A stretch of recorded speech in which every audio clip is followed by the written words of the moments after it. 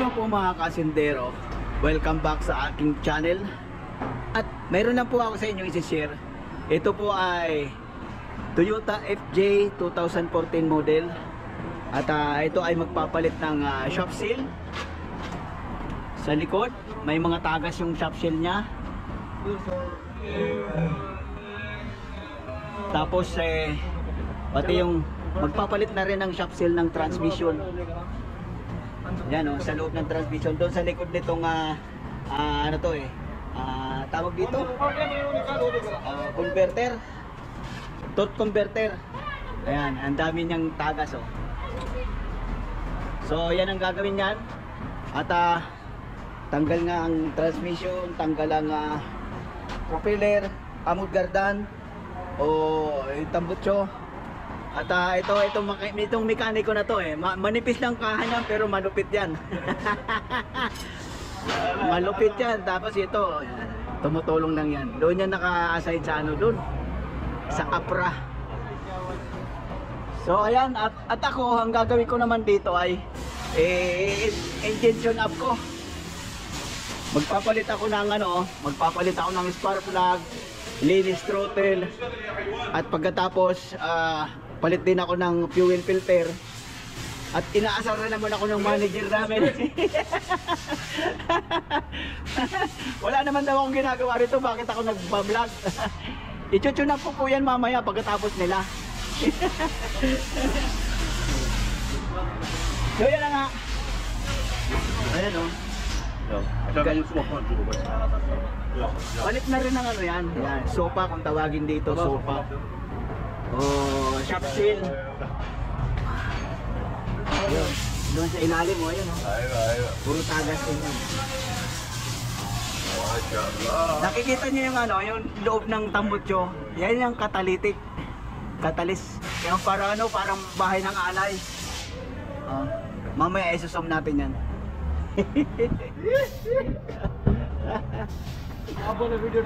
So ayan na po mga kasindero, nasa operating table na yung transmission. At lahat yan palit na ng shop seal. Yan, harap likod, kita nyo naman yung langis na yan, yung tagas-tagas na yan. Yan.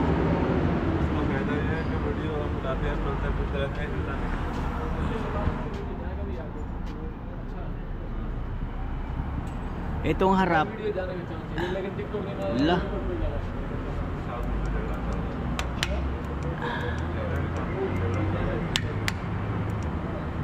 Itong harap okay pa naman, wala siyang tagas.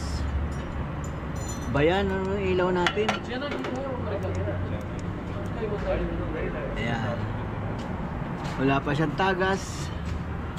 Yung driver lang may tagas.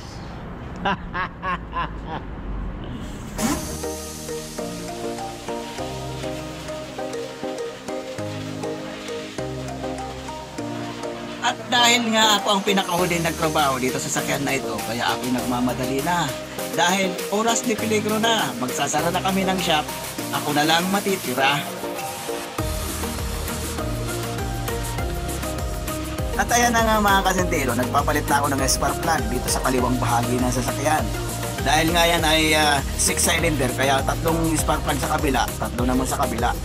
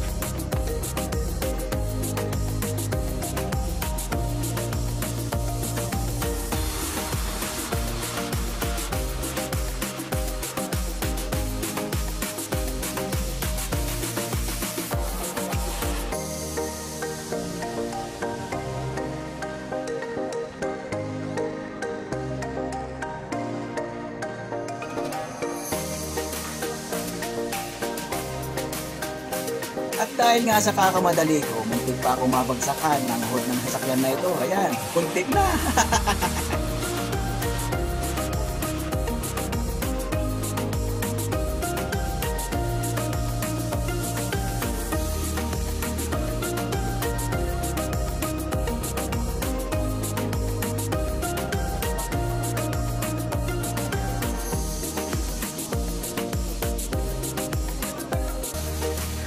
At natanggal ko na nga yung fuel filter, kaya papalitan ko na ng kanyang bago. Ayan.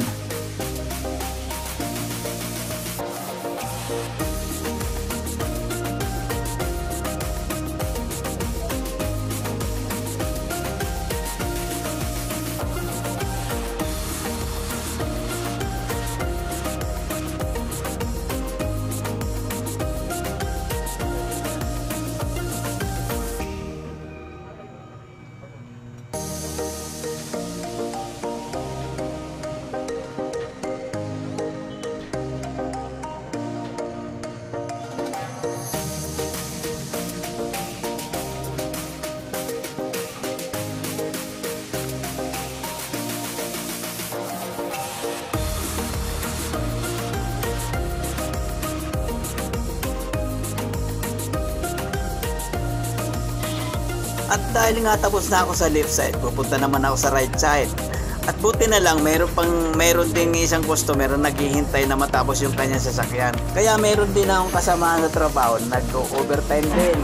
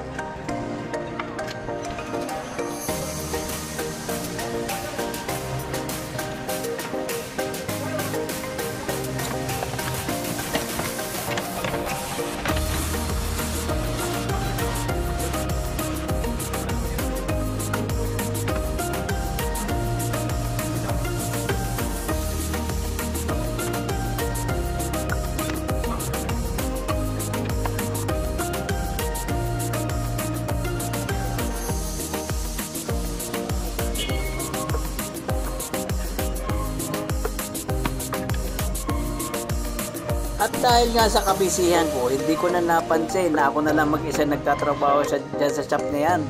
Iniwanan na rin pala ako nung isa kong kasamahan sa trabaho dahil hindi nga matatapos yung kanyang ginagawa at umuwi na rin yung kanyang customer.